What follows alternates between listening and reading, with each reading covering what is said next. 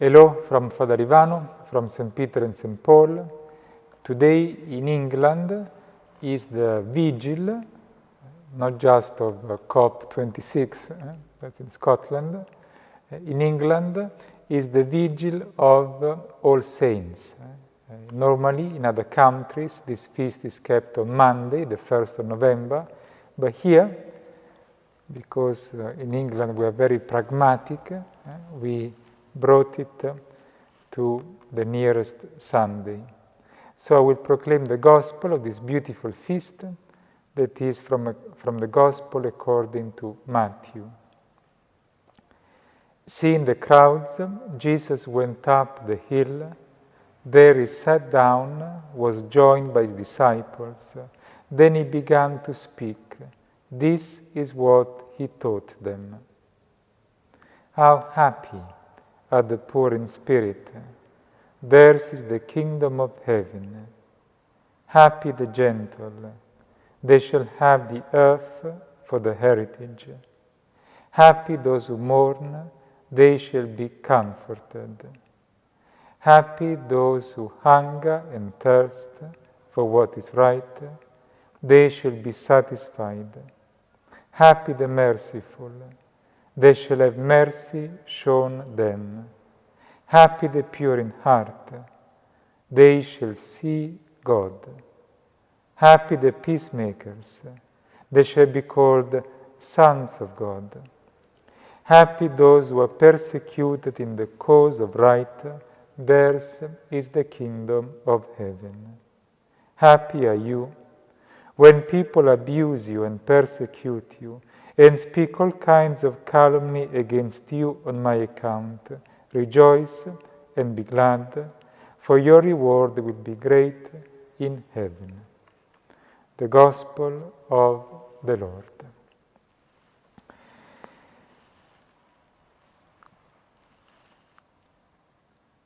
I will, it's a beautiful Gospel, a beautiful pearl on this feast. I will simply say a few things, very simple. First of all, the context of this Gospel. There is a beautiful light. Beautiful light. What is the context? The context is these three verses at the beginning. In one way, everybody speaks of this Gospel as the Beatitudes. But we forget that these three first verses. These verses are very important because they give meaning to the Beatitudes. It's not just an introduction. These verses speak of a geography, of a history. They speak of a hill. Jesus went up the hill. In Greek, it's not a hill, it's a mountain. And we need to remember that Matthew is a Jew, writing for Jews, and the mountain for a Jewish ear is the mountain Sinai. That is, this geography, where this Gospel is happening, is the geography of a people, is the geography of God and the people. And on Mount Sinai, God revealed himself to the people. And revealed, in which way? Revealed his desire to be with the people. God revealed his desire to be the God of these people, to have a very profound union, the covenant, between him and the people. And this mountain speaks of this relationship, but also speaks of a journey that God makes with the people. Because the mountain is not the end of the destination. The mountain is part of the journey, but the destination is what we call the promised land.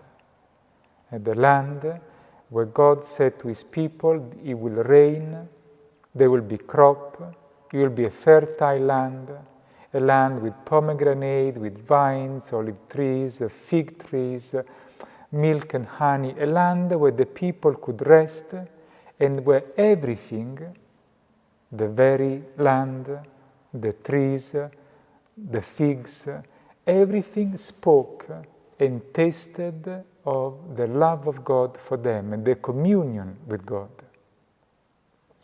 This is where this word belongs. These words, the Beatitudes, they belong to this geography, holy, and this history, which is holy, and of this relation between God and the people. And afterwards, he said, Jesus began to speak, but in Greek, he's saying Jesus opened his mouth. That is, again, God is revealing, is opening a reality to us. Something new is open to me. God is opening not just his mouth, he's opening a space, a relationship. And in this enter these Beatitudes, this happy, blessed. This is not a list. It's not a religious shopping list or a test. I need to do this test now, life in the UK. This is not life in heaven test. This is something else. What is it? In English, we speak of Beatitudes, blessed or happy. In Greek, where this text is written, is Makarios. That means blessed, the blessedness of the gods in heaven, a really profound blessedness. But Makarios is the translation itself of a Hebrew word, which is Asher. I'm not a Hebrew scholar, I don't pretend it to be, but it's interesting because the context is a Jewish context. And the word Asher in Hebrew means the plant of the feet. The sole of the feet, of our feet, my feet. That is, it means that the blessedness, the happiness, has to do, for the Jewish mentality, for the Jewish history, has to do with where our feet stand, or where our feet move, in which direction. And this is the key to understand this good news. For the Jewish people, their feet stood on the promised land. For us, Christians, where is this blessedness? Where is this figs, this joy, this wine, this love, this communion? Is with our feet following Christ. The Christians, this is our feast, All Saints. The Christians are those whose feet are following the feet of Christ. And that is, we are where He is. We follow where He is leading.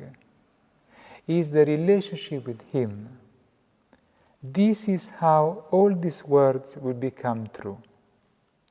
The humility, the poverty in spirit, the gentleness, the meekness, the comfort when we are afflicted, when we are saddened, the mercy, the purity, looking for peace, the kingdom. All of this is not theory. All of this comes by putting our feet where the feet of Christ have been. To be where He is, to follow Him, to be in the end on this mountain, Mount Calvary. Here the feet of Christ stood on the promised land. They were pierced by nails, but the feet of this Jew, they stood on the promised land, which is the love of God for us, the forgiveness of God for us. And this is the blessedness. And we Christians, that's why at the end he speaks of persecution. We Christians, we follow Christ. And that following, even here, that following make of us full of life, full of life, full of eternal life. See you next week. Last week, I'm sorry I couldn't record. I was away scattering seeds in the open air. But next week I should be here and record it again. God bless you and have a blessed, happy All Saints' Day.